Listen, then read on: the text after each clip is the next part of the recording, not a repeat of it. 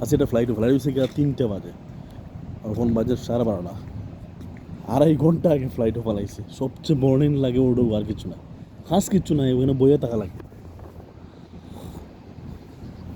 এই যে বাইরের সাইডে খাম কিচ্ছু না।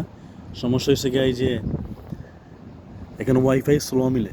G1 ওয়াইফাই ফুল স্পিড থাকে, আর G2 বলে এটারে, G2তে ওয়াইফাই একদম স্লো থাকে। তো বর্তমান যুগে তো আপনারা এটা জানলা যে ফোন টিপাল যায়, খাম নাও তো বা খাম থাকলেও সমস্যা নাই, যদি ওয়াইফাই থাকে আর কিছু লাগে না। সো এখানে প্রবলেম এটাই, আর কিছু না।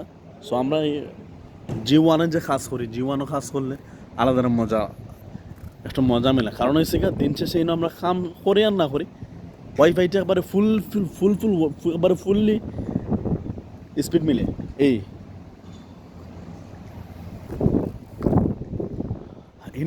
এশো সাইটে এশোটা ফেসিলিটি হয়েছে গিয়া, যদি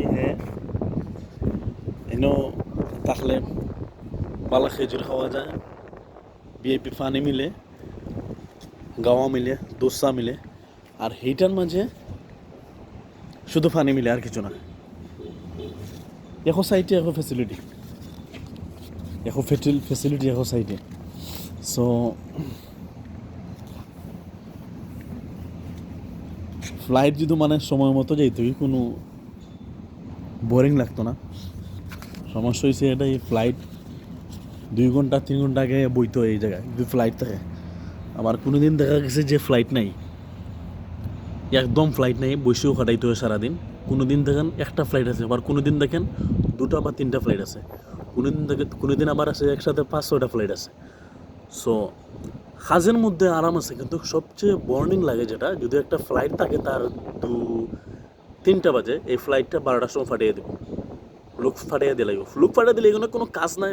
প্যাসেঞ্জার রিসিভ করে, এটাই আর কিছু না। বাইরে বসে থাকা অথবা ভিতরে বসে থাকা, এখানে এই জায়গায় ওয়াইফাই একদম স্লো কাজ করে। সো যদি এক জায়গায় তুমি কাজ করো বা কাজ নাই করো, যদি ওয়াইফাই থাকে আপনার সাথে, মনটা অটোমেটিক ভালো থাকে। এই জায়গায় হয়েছে কি, আপনার ওয়াইফাই একদম স্লো থাকে, কোনো স্লোতে আপনি ফোনও মারতে পারবা না, হয়তো আপনি টুয়ে মানে ফেসবুক ইউজ করতে পারবেন, এটাই আর কিছু না। আর এই G1 হয়েছে কি আপনার সব দিকে আরাম, বসতে, খাইতে বা ডিউটি করতে বা এই যে ইন্টারনেট চালাইতে, সব থেকে আরাম হলে আমার G2। সো যে মানুষে বলে না যে আতর ফাঁস আঙুল সবসময় সমান মিলে না, যদি আপনি কোনোটা সিচুয়েশনে জানেন যে দেখবা যে কোনো এক সাইডে আপনার গাড়তি আছে, আপনার গাড়তি সবসময় মানুষ ফাতর হাতের যে ফার্স্ট আঙুলে সমান না, এটা বাস্তব প্রমাণ করে আমাদের এয়ারপোর্টে ডিউটি করলে। এয়ারপোর্টে যারাই ডিউটি করেন সবচেয়ে এরাই জানেন যে এয়ারপোর্ট হোক আর বিদেশের জায়গা, বিদেশের মাটির যে কোনো জায়গাতে আপনি ডিউটি থাকেন, যদি আপনার সাথে ইন্টারনেট থাকে, ওয়াইফাই থাকে, আপনার চেয়ে সুখী আর কেউ নাই। So thank you so much.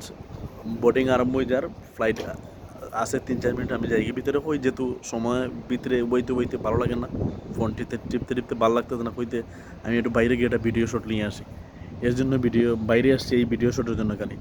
So thank you so much. অন্য কোনো ভিডিওতে হতে হবে। থ্যাংক ইউ এভরিওয়ান, সালামু আলাইকুম।